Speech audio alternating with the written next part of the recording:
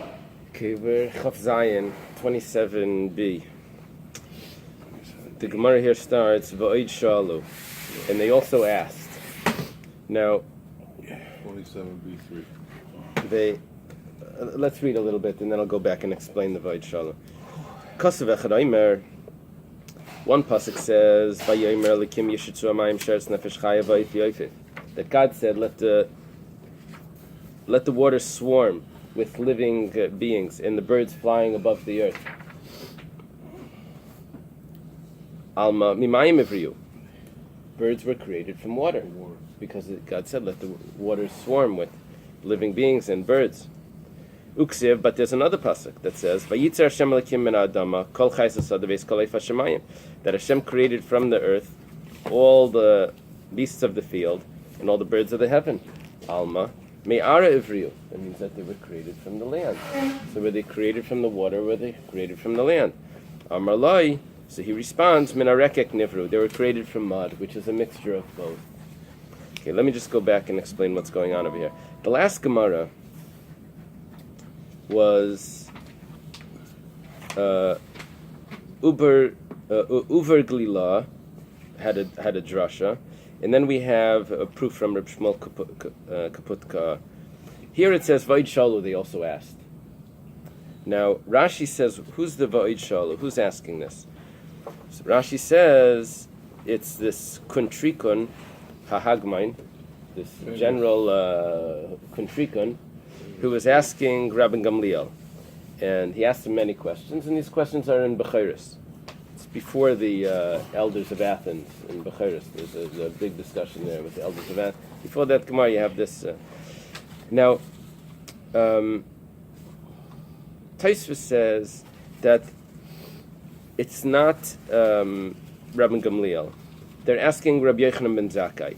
Kontrikon hahagmain, this general Kontrikon is asking Rabbi Yochanan ben Zakkai. He says it's not the way Rashi says that they're asking Rabbi Gamliel. And whenever it says Va'id Shalu, it's always talking about Rabbi Yochanan, that Kontrikon is asking Rabbi Yochanan ben Zakkai. And he says, look, we have another case. Whenever it says Bay Bayoim, on that day, we know what day it's talking about. It's the day that Rabbi Elazar ben Azariah was instated in the yeshiva. And the Gemara all the time says, Bay Bayoim, on that day. So here we have Va'id Shalu, and we're always going to say that it's Rabbi Yochanan, every time it's Rabbi Yochanan ben Zakkai. So here also they're asking Rabbi Yochanan ben Zakkai. That's what Taisva says. Now the Maritz Chias, he says that there's only one other Va'id Shalu in Shas. So it's not much of a proof. It's that one time. Every other time, right? Right. We always do this. Yeah, but it was only once. Okay. So Rabbi Yochanan ben Zakkai or Rabbi Gamliel, whoever it is, responds to them that it's a mixture of both. Birds are created from mud. It's water and dry land. Ra Talmid Mistaklim Zebazeh. He looks over. He sees the students are gazing at each other. Like, what's he saying? They're rolling their eyes. Amar lahem, kasha beinechem shadachisi asayvei bakash. Is it difficult for you that I just pushed off my enemy with straw? That means I gave him not a real answer. Minamayim nivru. The truth is that they're created from water. But we have a pasuk that says that Hashem Elokim created from the land all the beasts of the field. And then the pasuk goes on, and it says, "And all the birds of the heaven."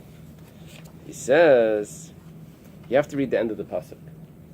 The end of the pasuk says, "And all the birds of the heaven," and let me look in yours just to get the end.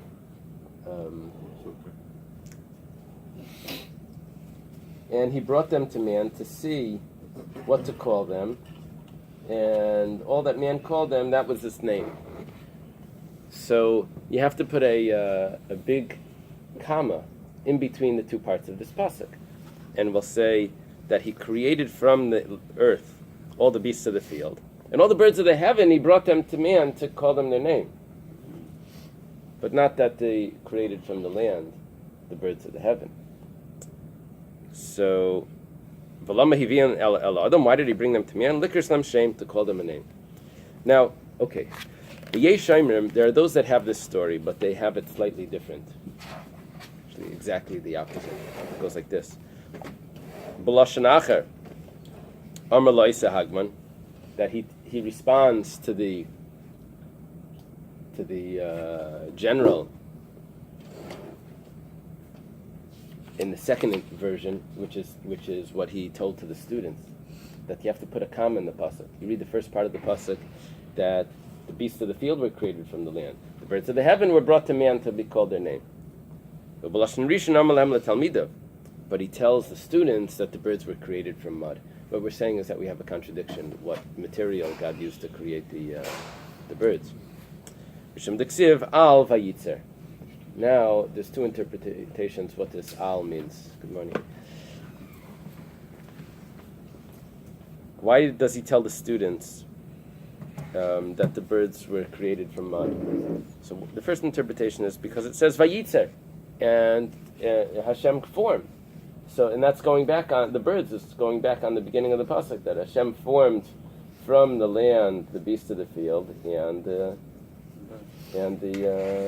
birds of the heaven, and that's going back. You can't put a comma in that pasuk and say that there's two different sentences, two clauses to them.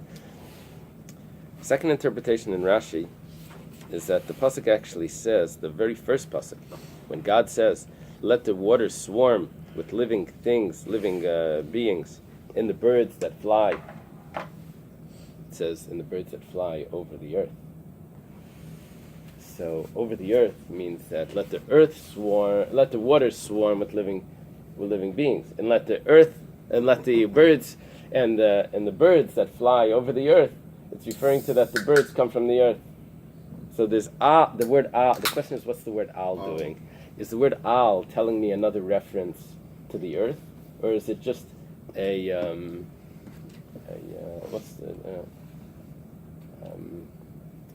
is it just a preposition for to tell me that it's talking about vayitzer? Okay, it's two ways of reading the Gemara. It's Amar Rabbi Yehuda, Mishum Rabbi Yitzchak ben Pinchas. Rabbi Yehuda says in the name of Rabbi Yitzchak ben Pinchas. I'm very familiar with Rabbi Yehuda. I'm not so familiar with Rabbi Yitzchak ben Pinchas. Rabbi Yehuda was the famous Rabbi Yehuda bar Yecheskel. He's the student of Rav, the student of Shmuel, and the founder of the yeshiva in Pumbedisa. He says in the name of Rabbi Yitzchak ben Pinchas, whenever we had Rashi earlier in Chullin that says, whenever it says Mishum, it means that he didn't actually hear it from him. It means that he has it in his name. Okay. Ein shchita life min haTorah. Biblically, birds do not need to be slaughtered. Shenemar v'shafach. As it says, by the covering of the blood, when it says by the birds and the wild animals, it says v'shafach es damai v'kiso ba'afer.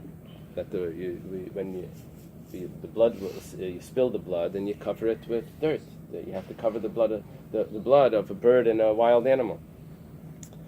So, when it says the blood spills, it means b'shvicha ba'al masagi.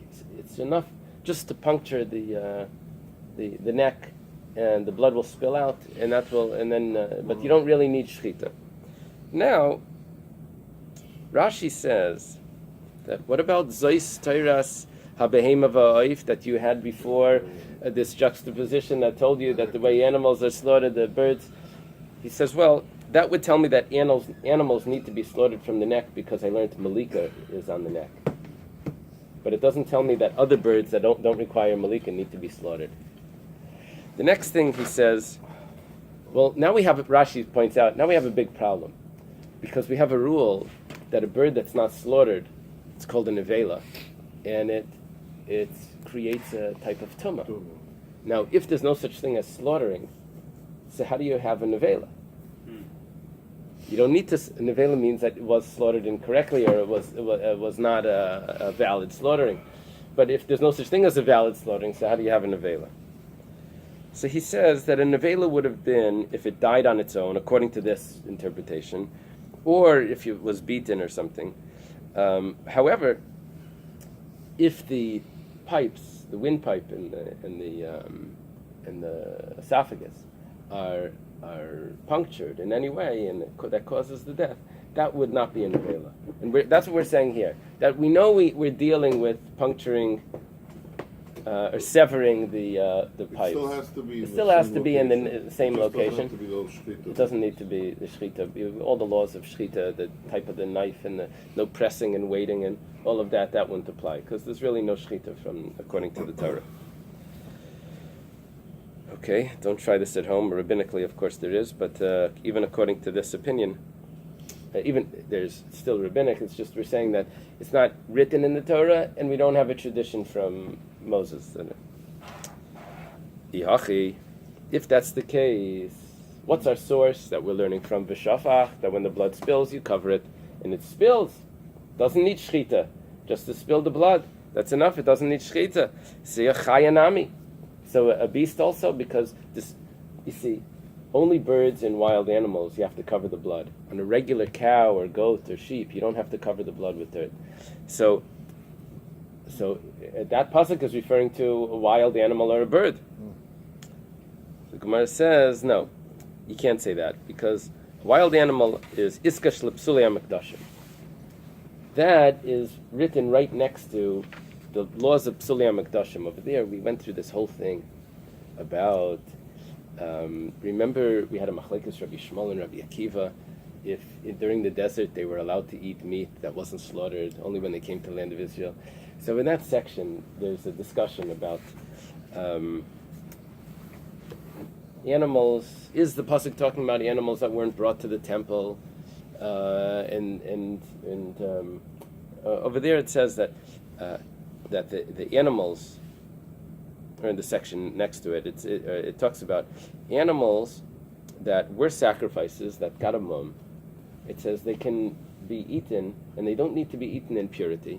They can be eaten with just like a tzvi v'ayal, a deer and a other type of deer, a hart or a gazelle or whatever. They could be eaten like a deer, like a wild animal. Now, which is not a sacrifice. An animal with a sacrifice can be redeemed, and it could be eaten without any sanctity. Just like a wild animal, which is never brought as a sacrifice, a deer. So we're saying, you want to tell me that a wild animal doesn't need shechita? Of course it needs shechita. It's juxtaposed to the psulei hamikdashim, to a sacrifice, which of course needs shechita. Now how do I know that a sacrifice needs shechita? It doesn't actually tell me that. I think it says so many times with shofar. Yeah, but that would be by the actual sacrifice. How do I know that this is a psulei hamikdashim, a sacrifice that got a blemish that's not being brought as a sacrifice? Anything to do with could be. Mukdashim means a sacrifice. It's talking about a shofar. Could be.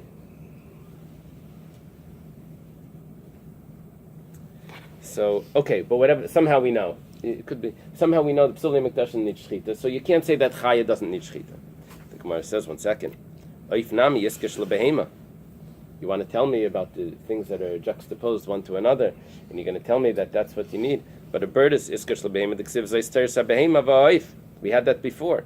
So you can't tell me that a bird doesn't need shechita. We had before that juxtaposition. A bird needs shechita. But the Gemara says, one second. But on the other hand, haksiv v'shavach. V'shavach es dameh. It says that you spill the blood. It means it doesn't need shechita. The Gemara says, well, you're picking and choosing here whatever you like. My chazis the shadi le'oif, shadi achaya. Both of them are juxtaposed to something that requires shechita. Both a bird and a wild animal. And it says v'shafach by both a chay and a knife. You can't just arbitrarily just choose, say the bird doesn't need shechita and the wild animal not. So the Gemara says no. Mistabra mishum desalik minei. If you actually look at the pasuk, it says that the slaughtering of where's the v'shafach? A man from the Jewish people or from a stranger amongst you that hunts a wild animal or a bird that can be eaten and he spills his blood, we'll cover it with dirt. So it says a wild animal or a bird and it spills its blood, and a bird and spills its blood, because that's the closer one to the spilling its blood. You see, it's you had two things. In English, you're supposed to clarify which one. Moshe and David went to the store and he bought a jar of a can of juice, but he didn't tell me which one. You're supposed to clarify when you have two which one you're referring to, unless you're referring to both, right? So here it's saying that, the bird and spills its blood. So we're saying that it must be that's the one that we're referring to that doesn't need the shechita. Okay. Siman for the following Gemara. If you want to remember the different proofs that we're going to have, we have three proofs. First one is a Bais about Nisnavla. Second one is about Dam.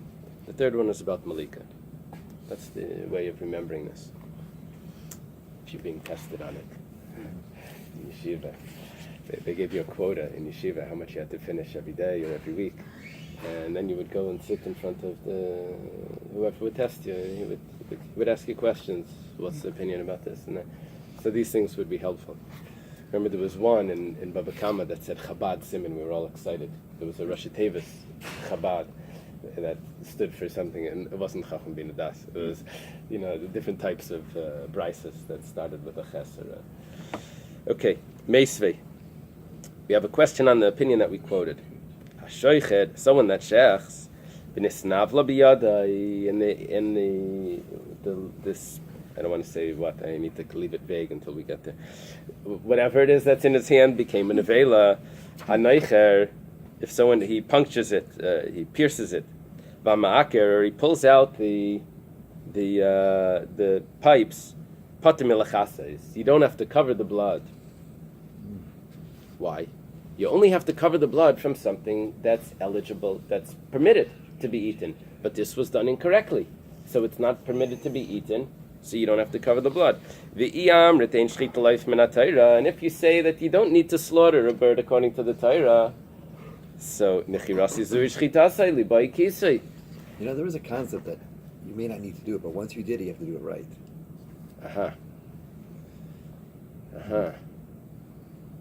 Yeah, but then how would you kill it then? According to halacha.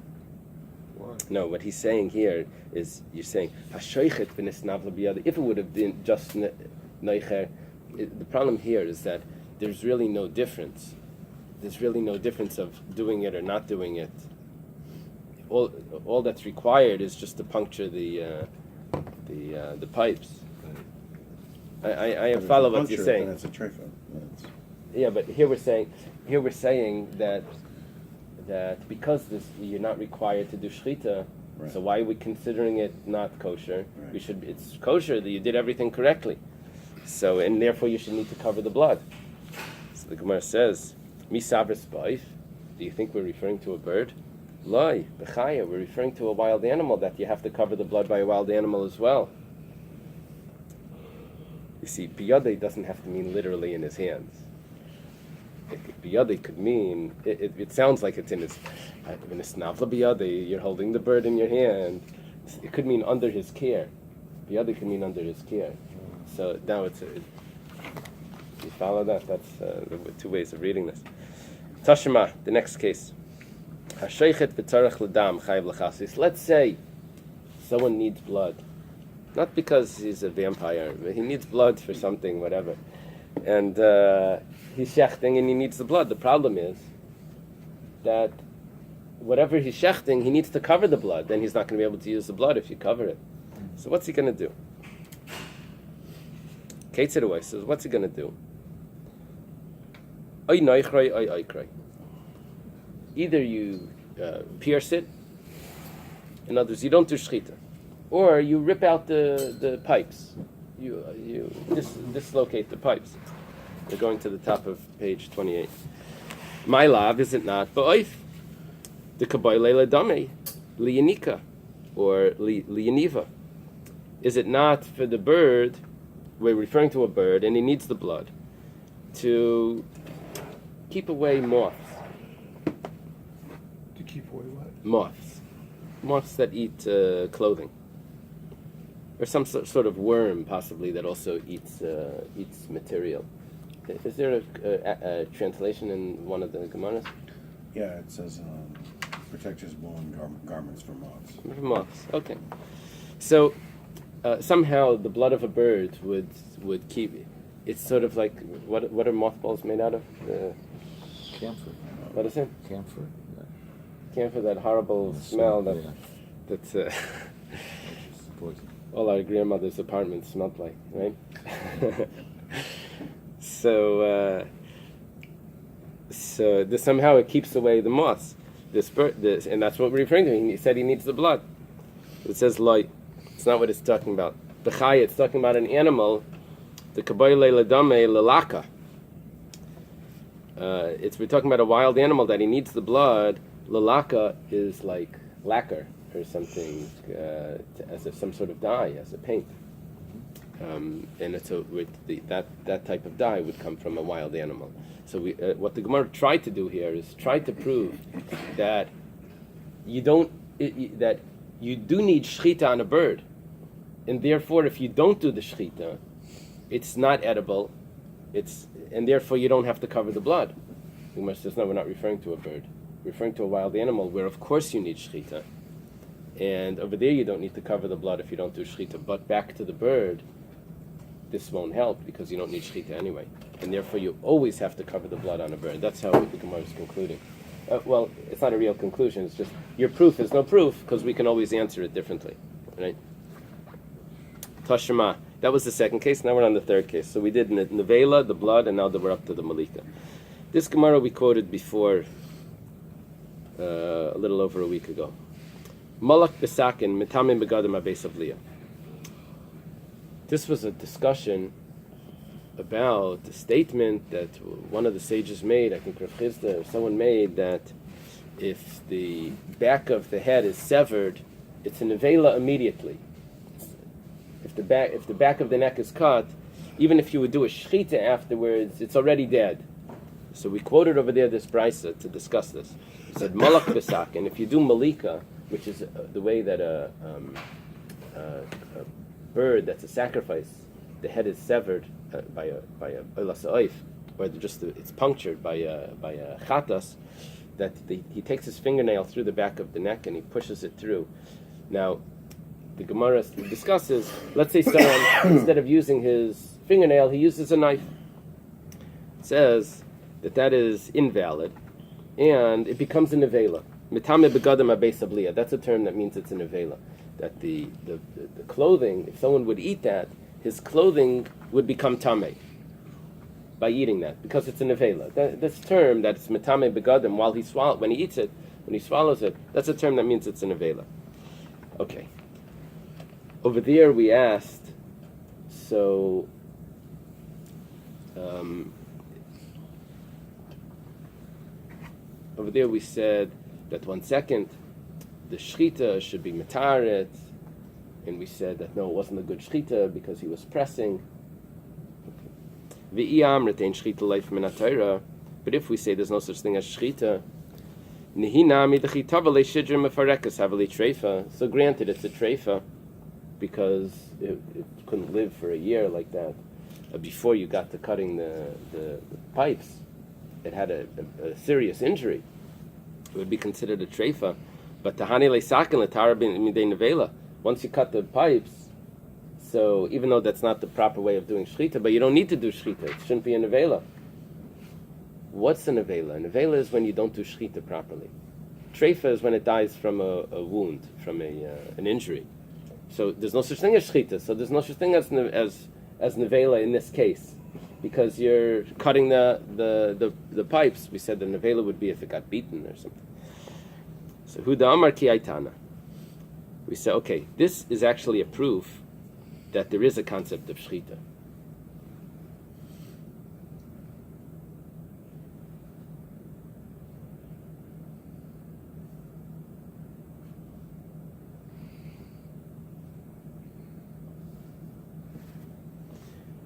This is a proof that there is a shechita. Why? How does this prove that there is shechita? Because we said that it's an avela. If there was no such thing as shechita, then it would only be considered a treifa because he's cutting an invalid shechita is an avela. This is an invalid shechita. That means that there's this way of doing shechita properly. So this brisa needs to hold that there's a shechita. So the Gemara explains that Rabbi Yitzchak ben Pinchas goes according to a different Tana. In other words, this brisa tells me that Rabbi Yitzchak ben Pinchas is incorrect, unless he has another source. If he has another source, then we'll say that that's an argument. Huda Amar Ki Hai Tana. He goes according to a different Tana. The Tanyas was taught in a brisa. Rabbi Lazar Hakaper Berebi Aimer. Rabbi Lazar Hakaper the Great. Rashi says Berebi means the Gadol B'Doirei. So is that Rabbi Lazar Gadol? No. Teacher of Akiva? No. It's Rabbi Lazar Hakaper Gadol B'Doirei. In his generation, he was either the greatest or the great. He's a Tana. Yeah. He says, "Ma Talmud Leimar." What is the pasuk teaching? Ach kashi yechel esat tzvi. This is referring to Psulei HaMikdashim that we mentioned before, that a sacrifice that becomes invalid because of a blemish, that you don't bring it to the temple. You eat it like you would eat a deer. What are we learning from the deer and the gazelle? Me'ata. From now. Hareza balalamid v'nim tzalamid. It's coming to teach us something, but we're actually learning about it. Makish tzvivayel psulei hamikdashim. We're going to make this juxtaposition of the deer to the psulei hamikdashim, to the invalid sacrifice. Ma psulei hamikdashim b'shchita, just as psulei hamikdashim have shchita. This is what we were wondering before. Where do you get that from? Now,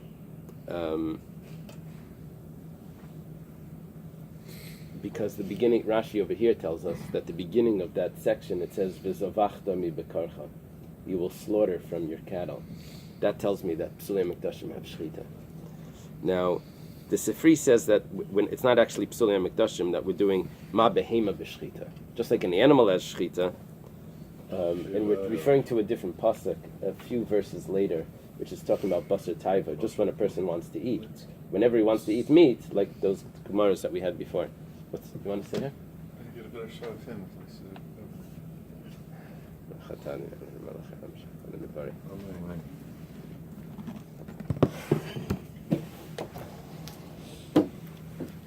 Just as Psulei HaMikdashim have shchita, so Avtri ba'ayil b'shchita. Also the deer has shchita. So we thought we're learning from the deer.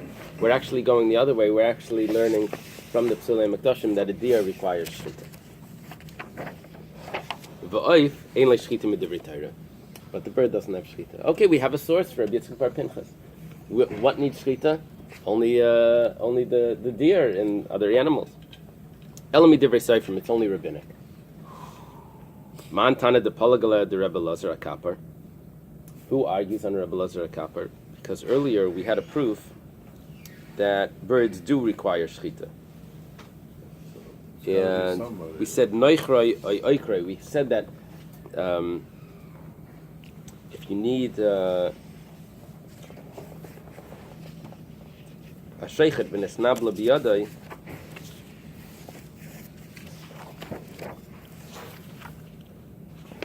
or the brisa that said that if you need the blood, that you can sever the head or puncture it. Puncture the vein, the pipes, and you don't need to cover the blood. Obviously, it's referring to that you don't need shechita. Otherwise, so obviously it means that you do need shechita. Otherwise, if you didn't need shechita, you would have to cover the blood because it was edible. So who's that opinion? That says that's Rabbi. The Tanya Rabbi Yomer v'zavachta kasher tzivisicha. You will slaughter as I commanded you. Where were you commanded? This means that it's all in tradition. Kasher tivisicha, as I commanded you, and it doesn't say where. There's no verse that says the commandments of shechita. It must mean that there's an oral tradition that tells me all of these laws, and that oral tradition would also tell me the birds as well. So therefore it's considered biblical. It's considered midoraisa. So halacha Moshe Messina is considered a daraisa. Okay. Echad ba'ayif. Now, whenever you see those two dots, So we have concluded now that a bird needs shechita. according to Rabbi, It definitely needs shechita according to the rabbinically. According to Rabbi, it needs biblically. Yeah. Want to know how we paskin? The mark is over here. So if there would be a question in the shechita in a bird, we would be machmer. You know, say, oh, it's only rabbinic. No, we would be machmer. We just established that's Midrash. That's what apparently. Doesn't say What anywhere page about is, the Rabbi? He has the argument. I don't know. I'll say, It's interesting because maybe I recall it. there's rules. Rebbe set up the Mishnah, so there's rules that we follow in the way Rebbe organized the Mishnah.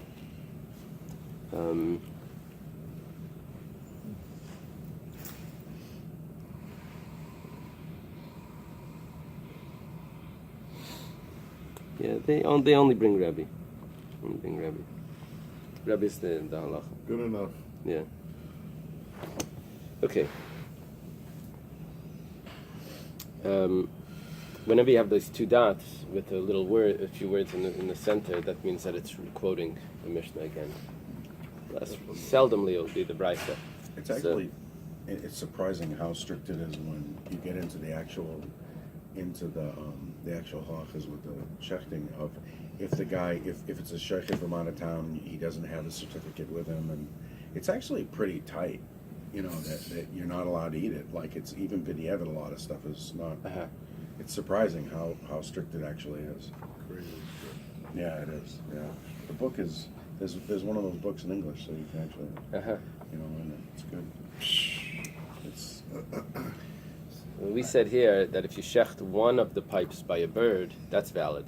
You need to shecht both of them for an animal.